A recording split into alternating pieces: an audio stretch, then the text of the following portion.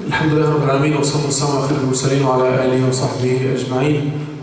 ثم ما بعد، كما يقول الله سبحانه وتعالى في الكتاب العزيز كما ذكرت في خطبة الجمعة اليوم: ولتكن منكم أمة يدعون إلى الخير ويأمرون بالمعروف وينهون عن المنكر وأولئك هم المفلحون. فهذه الآية دليل على فرضية الدعوة كما قلنا. إذا ما أصبح الشيء فريضة فتعلمه يصبح فريضة. So as we just mentioned, the verse that we heard today during the khutbah or the speech during the Jum'ah or Friday prayer, that according to the verse, Allah is commanding us, God Almighty or Allah is commanding us to convey the message of Islam to mankind, to share the goodness that we have, to share the blessing that we have with the rest of humanity. And of course, we have major principles in Islam proving that we do not enforce our message on anyone, as Allah said clearly in Surah Al-Baqarah or Surah Yunus كذلك. He says بعد أعوذ بالله من الشيطان الرجيم لا إكراه في الدين قد تبين الرشد من الغي. كما يقول في سورة يونس أفأنت تكره الناس حتى يكونوا مؤمنين. So the first verse translates as no force in religion, meaning you do not force anybody, unlike a lot of other faiths out there that throughout the history have forced people or nations, sometimes even by sword, sometimes by threats, sometimes by torture, to follow their creed or dogma or religion, if you want to call it, or faith. Islam actually forbids this strictly. We Muslims, we cannot force anybody to accept our faith. And if there's any individual incident, if somebody can name me for one incident throughout our history of a Muslim army that went to any nation and forced anybody to accept Islam, they can name one. It's unheard of, does not exist. So the fact that we have a lot of people saying that Islam was spread by sword, that could be refuted, inshallah. So anyway, tonight during our session, we'll be mentioning the tools of da'wah, or the traits, the characteristics of the da'i. What do I mean by da'i? What does da'i mean? It's an Arabic word that means someone who invites. Da'i, someone who invites, right? So when I say a da'i, by default, this is my religion. This is me, this is you, this is our imam, this is the shuyukh. This is the task of every Muslim that exists. Your task and my task is to do what? To invite mankind to Islam, or to convey at least the message of Islam. And once you do that, you have fulfilled your task in life. Because we believe that Prophet Muhammad, peace be upon him, is the final messenger. And of course, this message did not just end 1400 years ago by the death of Prophet Muhammad, but it actually had started. So the followers, or the first generation of Muslims, the Sahaba, the companions, they took that message and they went all over the world, as I mentioned today during the speech or the khutbah, and they took it upon themselves to convey and sacrifice whatever they can to just make mankind share that beauty of Islam that we are enjoying. And a Muslim means someone who submits themselves, surrender themselves to the will of Allah subhanahu wa ta'ala or the God Almighty. So when you submit yourself, when you surrender yourself to your Rabb, to your Lord, to your Khaliq, to your Creator, you'll find inner peace. Anyway, so there are traits, inshallah, that we as Muslims should have and should really exert as much effort as possible so that our da'wah will be successful, so that our invitation to others will be successful. I mean, I'm sure most of us here have jobs, and I'm sure most of us here have sought training, if not education. Some of us maybe are working in computers. We had to learn IT, or maybe engineers. So they had to study engineering. Or maybe you are working as whatever you are working, even as a driver. You have to learn driving, right? You cannot just decide in one night to do something for the rest of your life without getting any training. You must have some training, and you must have the proper tools in order for you to be able to execute your job successfully. So I agree on that, right? So for the da'i, in order for his da'wah to be successful, when I say da'i, it's you, me, and every Muslim, as we established, that da'wah is an obligation upon us. So inshallah, let's do this together. What kind of traits that da'i should have in order for his da'wah to be successful? Like what characteristics? What tools he should have? What do you think? Perfect. So we'll take it, this is not in order, by the way, but I mean, some of them are more important than others, but this is a really good one, kindness. The da'i, or the Muslim, should be compassionate, should be loving, should be kind, should be merciful to others. Perfect. And from the Sunnah, who can give us an example for the kindness of Prophet Muhammad sallallahu alaihi wasallam?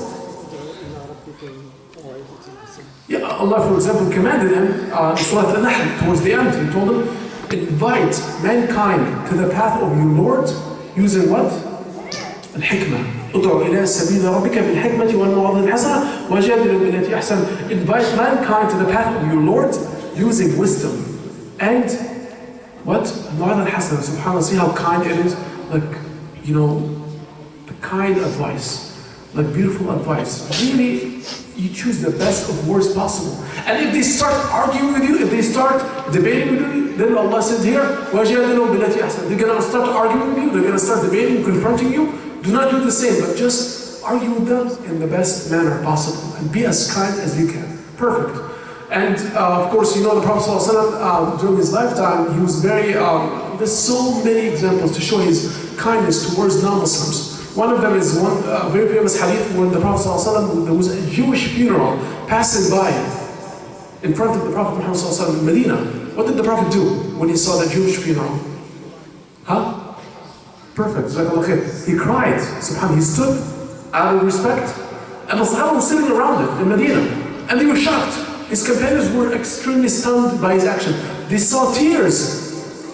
SubhanAllah, tears were just flowing from it, and he was just weeping.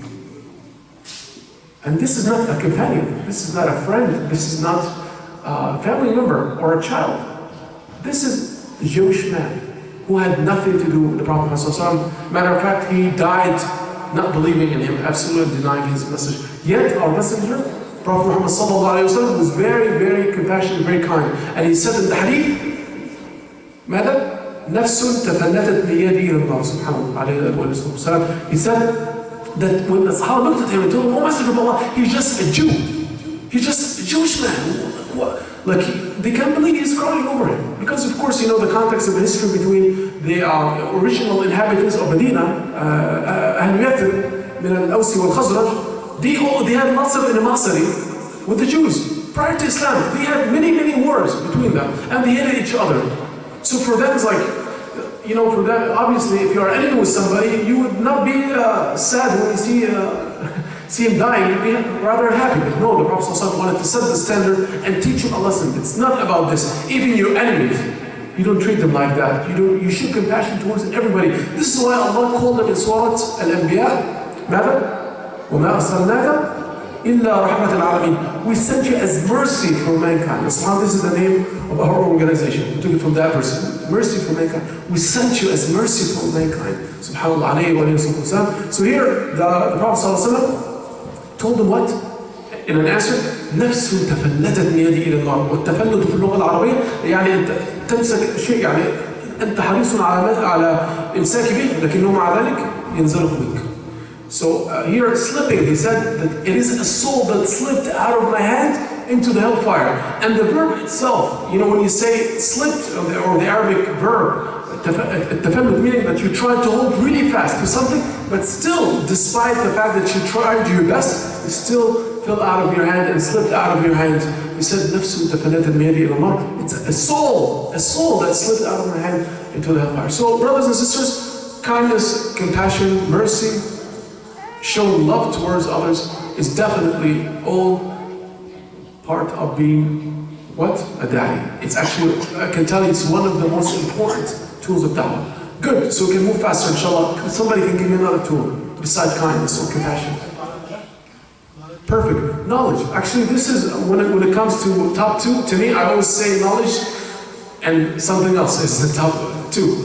Here, the scholars, they say there are two prerequisites. شرطان لقبول العمل. أول شرط العلم، أو طبعا العلم هو يعتبر الثاني، بس قبل العلم حتى ما هو؟ النية كذلك. نعم. So there are two prerequisites for any deed in Islam to be accepted by Allah subhanahu wa ta'ala. we must show sincerity. النية, إخلاص النية. We must show sincerity to Allah subhanahu wa ta'ala, meaning when we do the action, we do it for Allah's sake, not for anybody's sake, for Allah's sake, which I would consider to be maybe number 2. So kindness, we already mentioned.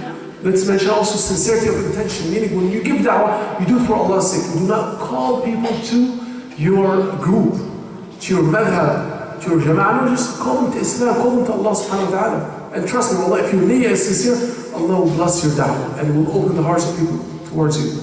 And in that regard, there was, subhanAllah, a very sad story from our history, how Muslims went to Japan to give da'wah. And there was 2 groups that went together from the Muslims. Hanafi group and a Shafi'i group. Alhamdulillah, all from Al-Sunnah or Jama'ah, and they just went together trying to cooperate to give the da'wah to the Japanese people. So the Japanese people liked the message and they decided to embrace it.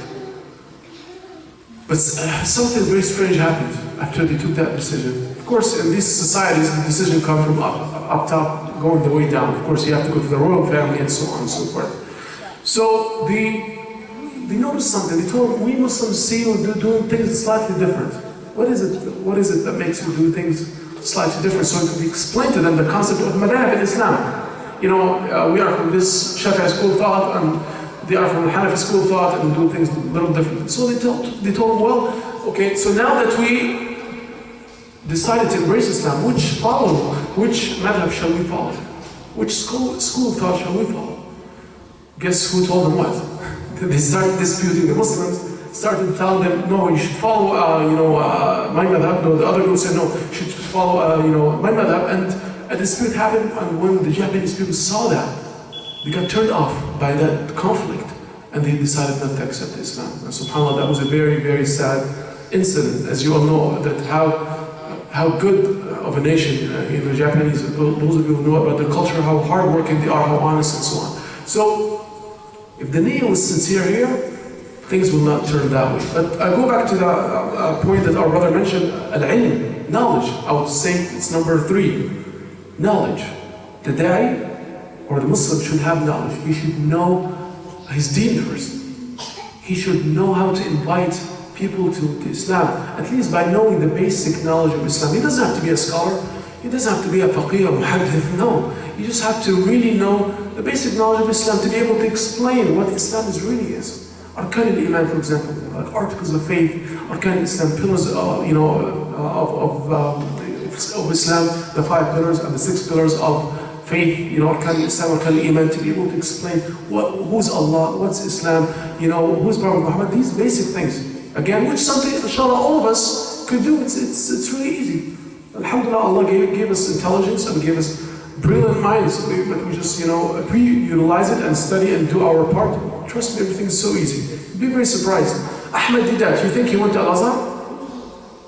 Ahmed Didat, one of the, subhanAllah, greatest debaters, I would call him scholars of Christianity, or debate. He's not really a scholar of fiqh, but I would say he was specialized in debating Christians. And in actually, basically, in comparative religion. He was a scholar of that. He was self-taught, he taught himself. He never been to Al-Azhar, he never went to Islamic University, he just taught himself, subhanAllah. So that is a proof that anyone, inshallah, if you put your mind into something, you'll be able to do. I'm not saying that you have to get to the level of Ahmed Didat, but at least we're able to listen to some YouTube lectures here and there. Sheikh Estes is a great source, Dr. Zakir Naik is a great source, Dr. Jamal Badawi, Yusha Evans, and many others, mashallah. So, we have kindness, we have sincerity, and we have knowledge. What else? What are some of the tools that a Muslim should know? Al-Hikmah, perfect, Jazakallah khair. So Al-Hikmah, which we just heard from Surah Al-Nahl, Ud'u ila sabil rabbik bil-Hikmah. The first thing that the Prophet ﷺ was commanded to give da'wah using, or the first tool, was what? Al-Hikmah. Wisdom. When you give da'wah, when you invite people, you invite them with wisdom. You should be wise. Not in a sarcastic way, but you know what I mean. Like a person with wisdom and great character. Of course, obviously, we'll elaborate on the character later, but what does wisdom mean here? Who can tell me what's the meaning of wisdom really? What's hikmah?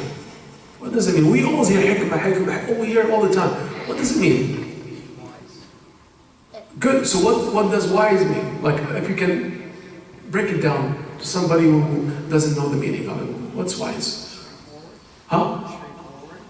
Straightforward? It's not very wise sometimes to be straightforward. I mean, you cannot lie, of course, or deceive, but you gotta know, okay, I don't want to give you the answer, but let's take another shot. Of course, Luqman, Allah gave him the hikmah, but what Luqman asked his son. Perfect, but That's yeah. So the most wise person, as we know, is Luqman alayhi salam. Allah, explained, actually, in the entire chapter, وَلَقَدْ أَتَيْنَا لُقْمَانَ الْحِكْمَةَ. We have given him the hikmah, that we have really granted Luqman the hikmah, wisdom. Knowing what to say and when to say. Perfect, exactly, this is what I want to hear. Can you say it again? Knowing what to say and when to say. Perfect. Knowing what to say, when to say it, how to say it, and to who to say it. All these things, to know exactly what to say. You cannot just memorize few sentences and just keep giving it to everybody that you meet, because people are different. And in that regard, Ali ibn Abi Talib radiallahu anhu says what?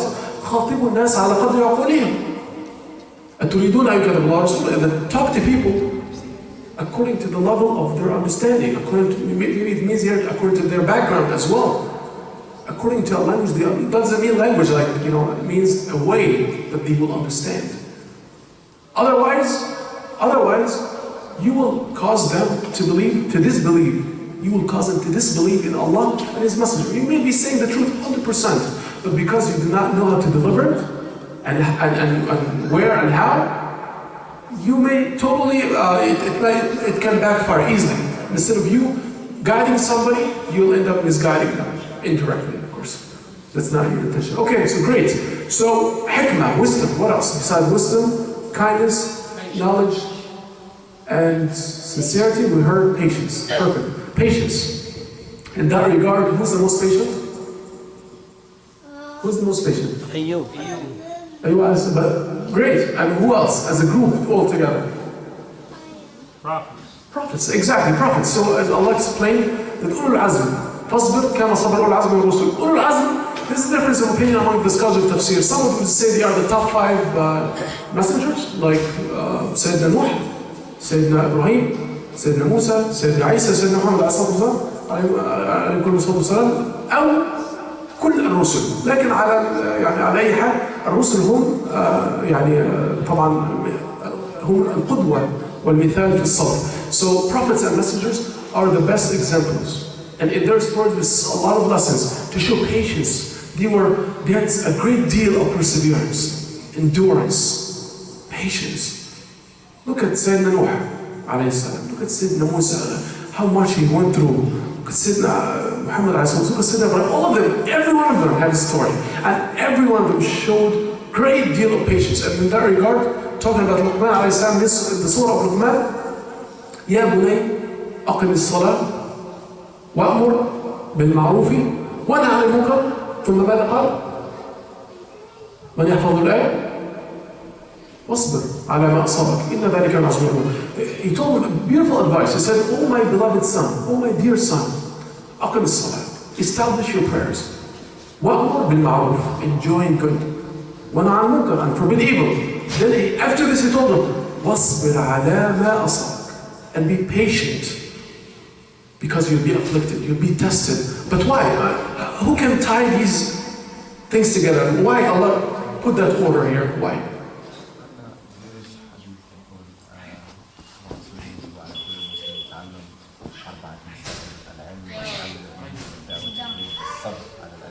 Perfect. Okay, anybody has any, inshallah, explain what he said.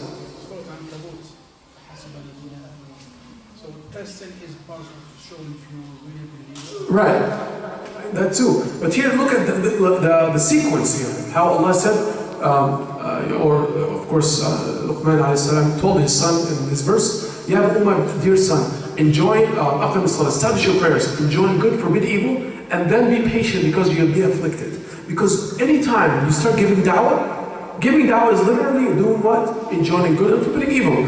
Best good to enjoy is what? Is al-Iman and Islam, right? This is the best good you can enjoy.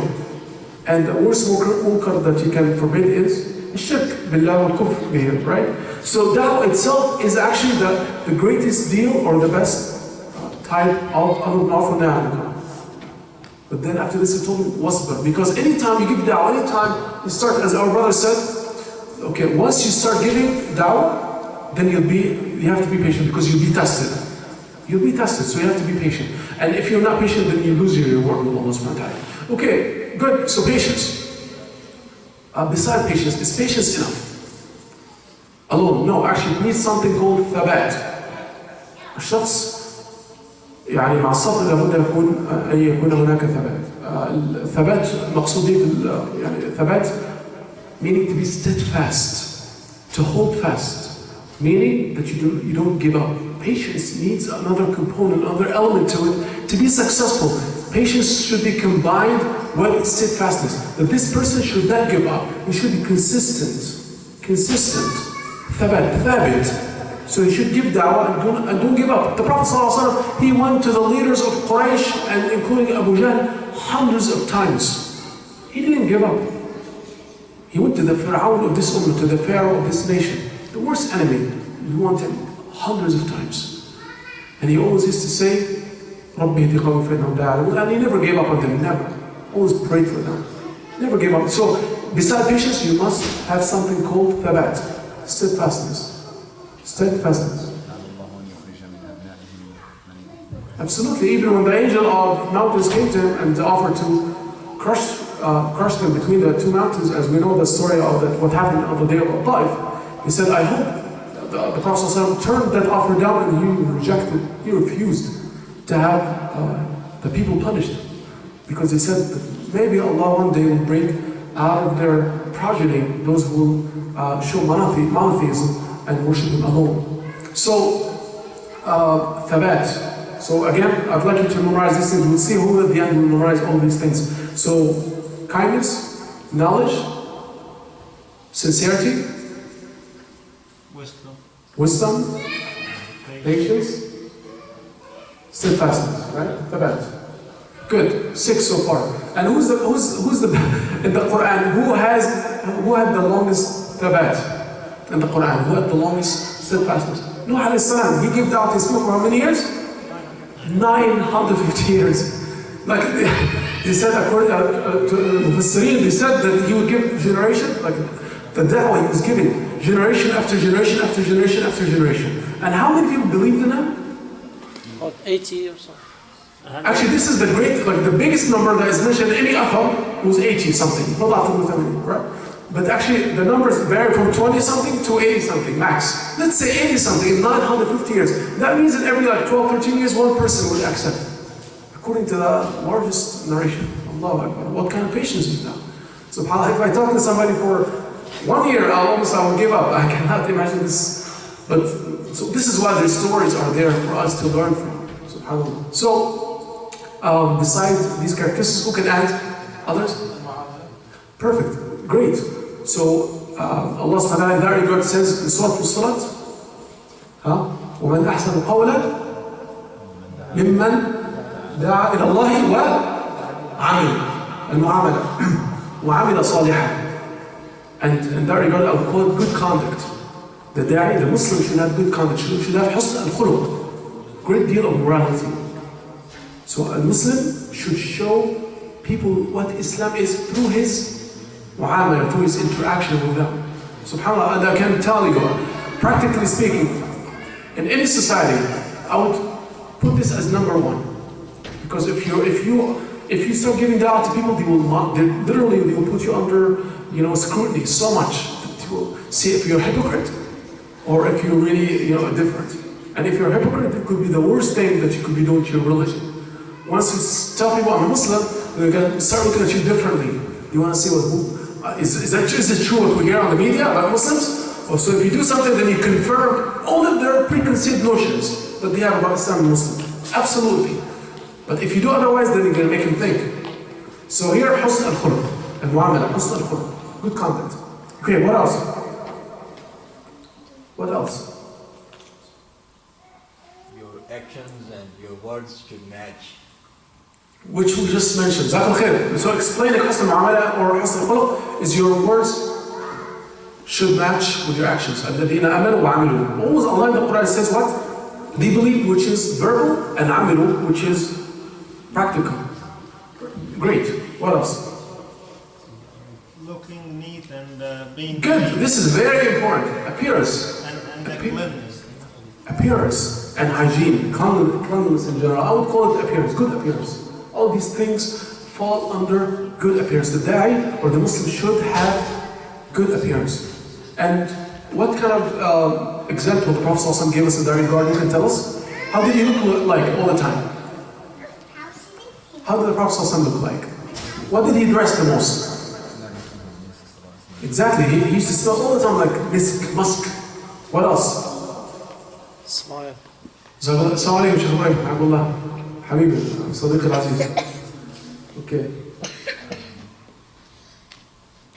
So he used to smell like musk all the time. Smell like beautiful fragrance. What else? He used to dress white. What color? White and clean, sharp, clean white. What else? He used to take showers every day. Every day he take a shower, and he used to take wudu how many times a day?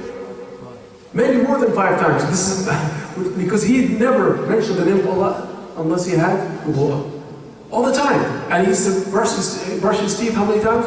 Before he goes to bed and when he wakes up? No. All the time. Before every salah. Every time he enters his house. Every time he enters his house. That was so frequent. رأيت النبي صلى الله عليه وسلم يتسوق ما لا أحصي وهو صائم. The companion who actually described, even during his fasting days, that he saw, he said that I saw the Messenger of Allah صلى الله عليه وسلم brushing his teeth while he's fasting, that so frequently that I couldn't even count it. I lost count. Every time he would say, brush his teeth so frequently, it means he had white teeth. And plus, on the top of all of this, he used to do what all the time? Unless somebody transgressed one of the boundaries of Allah or sin in front of him, you do what? In general? You would do what? How did his face look like? Smile. Smiling, exactly. Jazakallah khair. MashaAllah, what's your name? Huh? Faris, MashaAllah. Fadakallah. Perfect. Faris just gave us a beautiful addition here. He said he used to smile all the time. SubhanAllah. Who practices, honestly, and honestly speaking, and let's not be biased here and be fair. From all the above that we just heard, all that good appearance and hygiene, who practices this the most in today's world? The West. They practice it more than us. They smile at you all the time. Wallahi, you go to your neighbor back home who lives with you in the same building, they don't even tell you something like, they even avoid looking in your face or eye contact. And here you walk on the street, you could be walking just like this. And wallahi, people would smile at you and tell you, hi, how you doing? I get it all the time. All the time. Astaghfirullah. I mean, they are practicing the sunnah more than us. وَتَبَسُّمْكَ فِي وَجْهِ أَخِيكَ صَدَقَةٌ. SubhanAllah, this is like the easiest sadaqah in Islam. When I smile just like that, how many of you now can see me smiling? Like what, 20, 30? It didn't take me a second. Sadaqah, multiply by each one of you. It's like, we cannot afford paying all that sadaqah in money, but we can afford it in smiles, right? So appearance, absolutely. So appearance is definitely a must. The da'i or the Muslim should smell good, should look good, should have white teeth, should smell, as I said, not just with fragrance, but to take showers frequently, look good, fix himself, because he is a representative to his faith. He's representing Islam. He's a representative to his faith. Great. Did we miss anything from the tools of da'wah? We still have few. It all falls under husn al-khuluq. This is a huge category.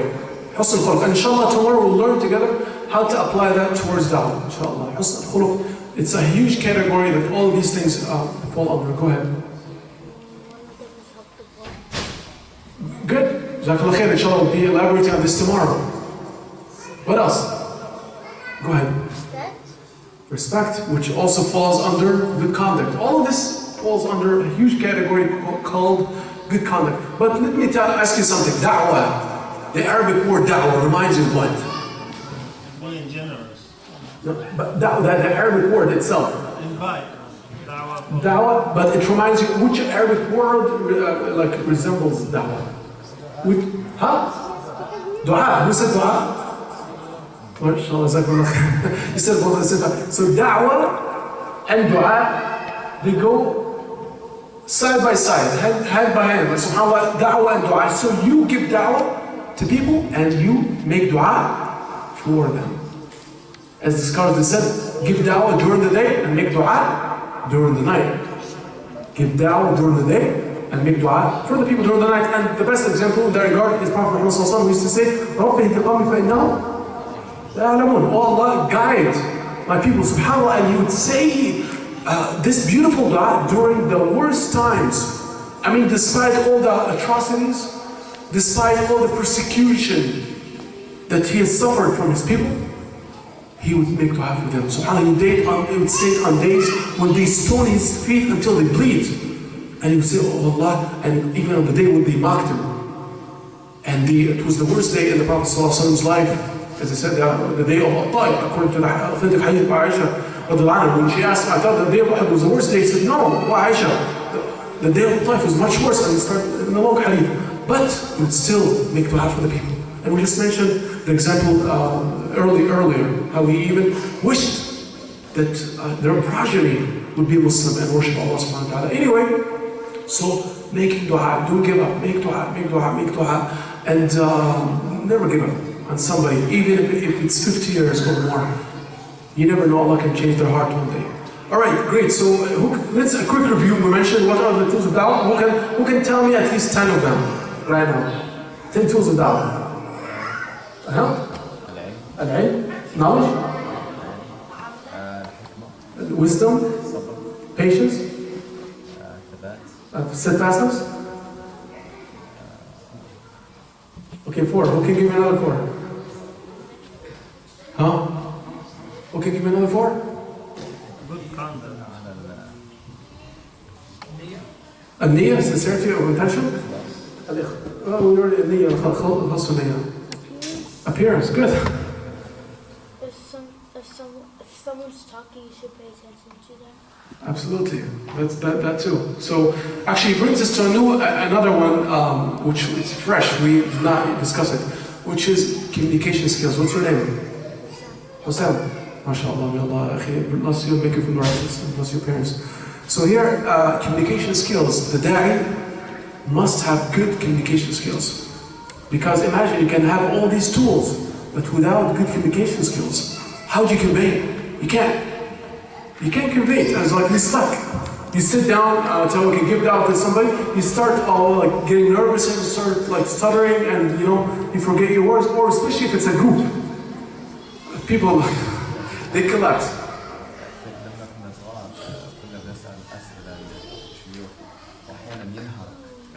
Right. لأن يعني ما شاء الله he's a scholar ولا whatever لكن لأنه بينهارك يعني ما يترك يعني فرصة إنك يعني شيء يعني تسأل ولا Exactly. فبالتالي Obviously, I know brother saying this is like, unfortunately, it's a common, one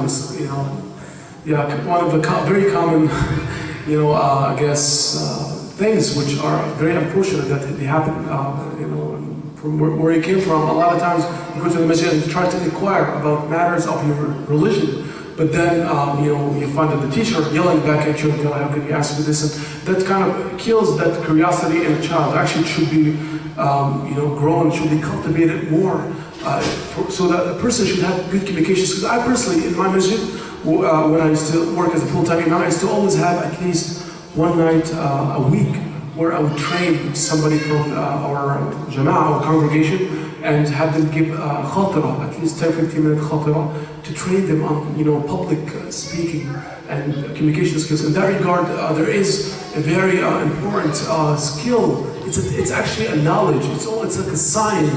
It's called neurolinguistics, which is like you learn, you master what? You master the knowledge of communication skills. They even give degrees in that in colleges when you learn about communication. It's all about how to communicate with others. And one of the greatest things of our time these days is President Barack Obama, in that regard, he said that he won the elections actually because he mastered that knowledge, because he studied so much that he can influence any crowd. You talk to any crowd, you know exactly how to, you know, I don't use any, I'm sorry? But you know exactly how to convince them, let's put it that way. You know how to convince any crowd of whatever you want to say. All right, great. So, are we missing anything? We're almost done. We have about 6 minutes and then we'll open the door for question and answers. Exactly, conviction. Know how to convince. Conviction. But in that regard, which tool used to convince? Which tool? Because it's not a tool on its own. How would you convince using the tools that I mentioned? It's through what? Through hikmah. Through hikmah. So you know how to convince through communication skills. Through knowledge. Through knowledge. So you gotta have knowledge, you gotta have hikmah, wisdom, and you gotta have patience to convince. Great. Did you miss anything? Al-yaqeen, I would add a very important tool is that the Muslim should have yaqeen first about his faith. He should be convinced of his own faith. Because otherwise, if you start giving da'wah, you're not even sure about your own deen. You don't even know why I'm a Muslim. You may have doubts. You know, it's very unfortunate, but this is a really true story. There was a brother where I used to be an imam before, in Pure, Illinois. He was so involved in debating people. Great brother, amazing brother, mashallah. But he was involved into that crowd. So he told me that a friend of his used to do the same thing. And this man used to go out there and debate Christians and crush them and all the confrontation happens during debates, as you know. It gets really ugly sometimes. That's why I do not support debating and I would not encourage it at all. Unless you're really, really specialized in it and how you know how to do it and you know exactly with whom to do it. If somebody is trashing Muslims publicly, then maybe he deserves a debate or something. But other than that, I will never use debates for da'wah. Anyway, so he told me that his fellow Muslim and fellow debater, he used to actually debate Christians all the time. And after one point, he became what? He became atheist. He totally left Islam. Not just left Islam, he started believing in religion altogether. Because this person was doing all this without having the aqeedah in his heart about his own faith. So it's so important. If you have any doubts, I'm not saying, don't give any da'wah and wait until you become a scholar. No, just know how to go. I get this, it's one of the most frequently asked questions. A lot of brothers and sisters, after attending the workshop in general, they ask me, so I don't have every tool that you mentioned. What do I do? Do I stop giving da'wah? I said, no, of course not. You continue what you're doing, but know your level. Do not, and then if you get to a place where you find it's too advanced for you, then stop right there and go research more and get back to this person. And meanwhile, work on gaining as many tools as possible. Work and perfect. The more you perfect these tools, the easier da'wah would be and the more successful it will become. Okay, great. So, besides yaqeen, anything else? Did we miss anything? Miss anything? Huh? Go ahead. Praying on time. Praying on time. Praying on time, excellent. Praying on time is very important to work on your yaqeen, right? If you don't pray on time, then your yaqeen or certainty, if I translate that into English, certitude. That certainty in your faith, that will be shaky. Great. So this is pretty much the majority of the tools of da'wah. Obviously, we can always add a lot to it, but time is limited. At least I mentioned some of the most important tools of da'wah. Inshallah, we'll open the door for questions and answers for the next maybe 10-15 minutes, inshallah. So go ahead, if anybody has any question, I'll be more than happy to answer it. But make it regarding da'wah. Make it, inshallah, regarding da'wah, regarding the topic. Otherwise, I'll make Sheikh Ibrahim answer it.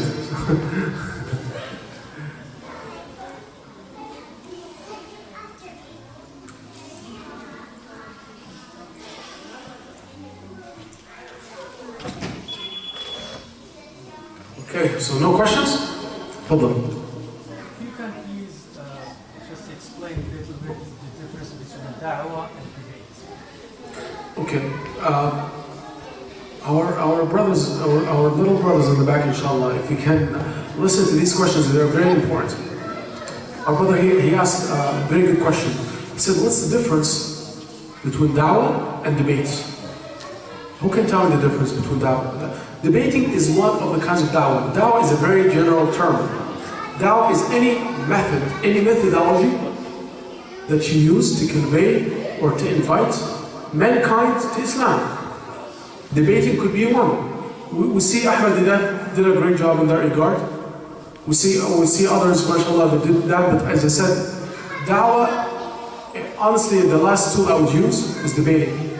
Unless you're like Ahmed Didat level, or Zakir Naik, or those huge scholars, then yes, I'll tell you, go ahead and do. Other than that, we should really stay away from it. Because also you have to be very selective. Like this brother I told you, last debate he did with Robert Spencer. Anybody knows Robert Spencer? Robert Spencer. Robert Spencer is one of the most Islamophobes of all time. SubhanAllah, I'm sorry? No, he's American actually. He has like, SubhanAllah, PhD in something about religion. I forgot his name, but he's, wow. I mean, if you watch his debates, the kind of knowledge he has, the kind of doubts he can plant in the heart of anybody, he's a master. He really mastered this so well. And he actually, I think back in 2008, I believe 2008, he published one of the top New York Times most seller books, which is called The Truth About Muhammad. Published a book, wal'ayadu billah, just trashing the personality of our Prophet sallallahu alaihi wasallam. And not just that, I mean, subhanAllah, recently, I think like a year ago, he totally contradicted himself and published another book called Did Muhammad Ever Exist? Totally denying the existence of Prophet Muhammad sallallahu alaihi wasallam in the history, saying it's a myth that the Arabs made. It's just a myth. He never existed. He's not a real character. Astaghfirullah. I mean, anyway, so those kind of guys who go publicly all the time on Fox News, you see all the time on Fox News, they love to invite him. And other C-SPAN all the time, and many other outlets, which are like, against Islam, anti-Islam. So people like this should be debated. I'm not sure, maybe, possibly. So anyway, this is just to explain. Debate is just for those kind of people, but to debate somebody, expect for the follower of this person to become Muslim, most likely that doesn't happen. They will not become Muslim. Because subhanAllah, da'wah, as we mentioned earlier, needs some compassion. During debate, there's no compassion. It's so, the climate, the atmosphere is so poisoned that the minds are blocked. And every person is trying to win the battle. They're not even listening to what you're saying. And each group is not even listening to what the other opponent is saying. They're just wanting their scholar or their rep to win the debate, regardless. I mean, I've researched these things for a long time, and I refused. I declined every debate I was ever invited to. I was like, no, I'll never do this. And I get them all the time. You have so many Christian groups that chase you all the time. And, I stopped answering their phone calls. I don't debate anyone. If you want the truth, I can give you down, explain to you the truth, and I can prove to you by dalil, by evidence that Islam is the truth, the only truth that exists on the face of this earth. I can prove it to you scientifically. I can give you physical proofs that you can see that it is the truth. But I'm not going to debate you. Meaning, I'm not going to trash your deen. I'm not going to trash you. I'll give you the good that I have rather than destroying the bad that you have. Anyway, another question? Go ahead. Dawah is more of convincing and guiding, and debate is straightforward. Absolutely. Dawah, these are words of wisdom. Listen to this. What's your name? Abdurrahman, mashallah. Where's your father? Mashallah, you did a great job. Allah is in khair. Listen to this. Repeat what you said. Dawah is what? Dawah is more convincing And guiding. He said convincing and guiding. He said da'wah is more convincing and guiding. But debate is what? Straightforward. It's confrontation. You never ever want to get into a confrontational mode with anyone. Because once that happens, they totally close their mind and everything switches. This is why I said da'wah needs hikmah, wisdom, and needs patience. This person, during the da'wah, when I say patience, of course, time is very limited, we could not elaborate on each one. I can give a whole series about each one of these tools alone, series of lectures.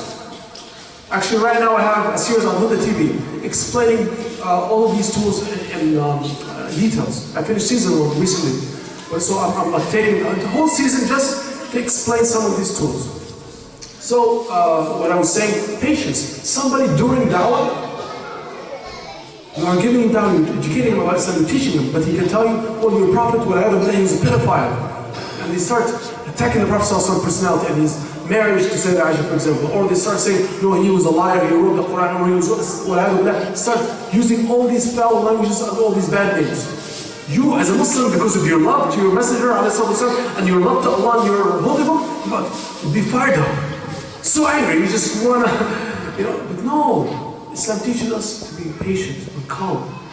Because guess what? The moment you ever get into a confrontation with this person, they will never ever open the topic of religion with you again. You just lost his heart forever. He could be your best friend, but he'll tell you, you know what? Let's not talk about religion. We're okay, we're great. Let's just avoid the topic altogether of religion and let's just focus on whatever else we do together. Let's just stay away from it. So you never ever want to get to that point. The work of the da'i is like a surgeon. It's like a heart surgeon. Like if he makes one mistake, he can kill the patient. If he hit the wrong artery, he can just kill the patient. So your job is to just do it slowly, with wisdom, patience, extreme patience. And no matter what they say, never show an angry face, never. Wallahi, brothers, I remember at first as an inexperienced guy, I used to listen to these things, and I used to get so fired up, and I was like, subhanAllah, used to really get to me. Until I hear the worst things you can imagine. I'm nothing, as if they're saying nothing. Because, I put myself, honestly, what helped me do this, I put myself in their shoes. We Muslims abandoned da'wah, as I mentioned during Jum'ah. No one is giving them da'wah, we are not giving them da'wah. They are getting all their da'wah, all their information from Fox News. From Palmer Giller, from Robert Spencer, Pat Robertson, all those guys who are just making millions of dollars out of Islamophobia, out of scaring people of Islam for agendas that all of us know. So you have to understand, stats, and that was before ISIS actually. Right now it's much higher, I'm sure. But the latest statistics that I checked before, the whole ISIS dilemma started, it was roughly about 73% of the American public had what kind of view about Islam? Positive, negative, or neutral? Negative, exactly.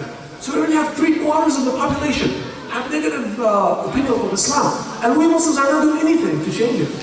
We're actually fueling that by just sitting in our masjid and hiding. And I want to protect myself, my children, my family, just mind my business, go to the masjid and just leave and hope nothing happens. No, brothers and sisters, the Sahaba and the Tabi'in understood that da'wah was more important than ibadah, than the rituals, than the manasik itself that we do. And I mentioned the best example during Jum'ah. The Sahaba left Mecca and Medina, and we said that Mecca, salah is equivalent to what? One salah is equivalent to 100,000 salah in Mecca. One salah is equivalent to what in Medina? In the Masjid Nabawi, to how many salahs? 1,000 salah. They left all this because they knew that was more important than any ritual, than any prayers. This is the most noble task. Allah subhanahu wa ta'ala chose the most noble human beings, the best of the best of the best. The cream of the crop of humanity. The Prophet message to do this task. So if we abandon it, what do you expect? Wallahi, I blame myself first. Whenever I see somebody who's ignorant, I blame myself first. Because had I done my job, or our communities worldwide. I'm not speaking, by the way, only about the States. The past 2 years alone, I hit over 40 international destinations. It's almost the same thing everywhere, with the exception of a couple of countries. One of them is Brazil. There's no Islamophobia. It's so easy to give da'wah. But in general, subhanAllah, the world is just electrified by that poison or the poisonous atmosphere of Islamophobia everywhere. Even Brazil, actually, when I was there last year, they had even some programs. There's some kind of lobby trying to plant the seeds of Islamophobia and fear in the minds of the Brazilian people also, who are very Muslim friendly. Anyway, I hope that answered your question. But I really like your elaboration, Jazakallah khair. Very good. All right, that's enough, inshallah. Last question. Make it so brief, or we end. Inshallah, we'll continue tomorrow. Please. No? Okay. Okay. We'll make this very brief. I think I saw his hand before you. Right? Go ahead, Fadl. Is da'wah geared towards Muslims or non-Muslims? Good. It's da'wah geared towards Muslims or non-Muslims. Do I give da'wah to Muslims only and hope that they become good so that they can give da'wah to non-Muslims, or do I give da'wah to everybody? What did the Prophet do? Both. Let's see what the Sunnah. Did the Prophet ﷺ give da'wah to his own community in Medina alone, or he gave da'wah to everybody? Both. The Prophet ﷺ, when he died, he had what? Praying behind him. He had munafiqun. It was hypocrites. Hypocrites who prayed behind him. And he knew that they existed. Meaning his community was not perfect. Until his very last day with us in this world, he had munafiqun praying behind him. Still, he was giving da'wah to the rest of Arabia, and he was giving da'wah, also sending messengers to Egypt, Abyssinia, to Caesar of Rome, to Kisra, the Persian king, and so on and so forth. So you as a Muslim, you give da'wah to everybody. Everybody. Okay, great. Last question? Go ahead. SubhanAllah, just answer my question. Was Okay. regarding da'wah. I just wanted to say add one more thing to it. For da'wah, you could give da'wah to anyone. Anyway. I mean, it's not an easy thing, but they will listen to you. Right. SubhanAllah, when you go trying to debate with somebody, you find it so hard. I have Right. a very close friend I Right. worked with. We used to always talk about religions. He's very, very Christian religions. And we always talk about Islam and stuff. So he always listens to stuff. SubhanAllah, one day things happen to him, so we started debating, SubhanAllah. So he starts saying things, I start saying things, and since that day, he would never come talk to me. That's exactly what I mentioned earlier. The brother just confirmed what I'm saying. That he had one of his best friends at work, he said, and we used to talk all the time until one day we got into a debate. And it got ugly, and since that day, they never talked about religion again, right? I mean, he wouldn't even talk to me. He wouldn't even talk to you. He wouldn't even talk to you. Yeah, I didn't say nothing against his religion. exactly. Like Debating. I find out a lot in the radio. I don't know if you ever listen to Sean Hannity's and all these radio people. And SubhanAllah, when they start debating with a Muslim, and sometimes when you have a weak Muslim trying to debate, Right. the attack is so bad. Absolutely. And when you try to correct them, SubhanAllah, the first thing they will hang up on you, others just keep talking. Right. I know exactly. I've listened to this one. I stopped listening to them. Yeah. Very tough things. Exactly. But just one reminder, brothers, and this is really a disclaimer here. Honestly, I'm not here to come and just give a couple lectures, or this was supposed to be actually a workshop, but the brothers they told me, you know what, 45 minutes is enough for our community. Maybe make it 45 minutes. Usually I give this information at least in 2-hour session, 3 sessions, 2 hours each, 6 hours. But my point is, I come to, alhamdulillah, I've been to over 100 cities in the country here, just delivering the same program, by the way, in the past 3-4 years at least. Not to mention the overseas. And subhanAllah, whenever I went anywhere, I made my program practical program. And at the end of each session, we had a sign-up sheet for those who would like to learn da'wah. Like, okay, now alhamdulillah that we learned, this ilm is hujjah. I mean, Allah will ask you about this on the Day of Judgment. Now that you know, Allah will ask you, what have you done to practice and implement that knowledge? So now that we learned and we established today, as we discussed together and we heard together during Jum'ah, that that was an obligation upon us. Then it becomes an obligation, brothers and sisters, to do this. Let's not do this, inshallah. You just listen. الذين يتبعون القول فالذين يستمعون القول فيتبعون أحسنه. Right? Those who listen to the words of Allah subhanahu wa ta'ala, to the teachings of Islam, meaning, and the Prophet, Allah and His Messenger, and then they follow its best. They follow it. They should just follow. They don't just take it from one ear and let it go from the other. So if you can, inshallah, if you would like to be part of a proactive member of Dawah, inshallah, in your community, please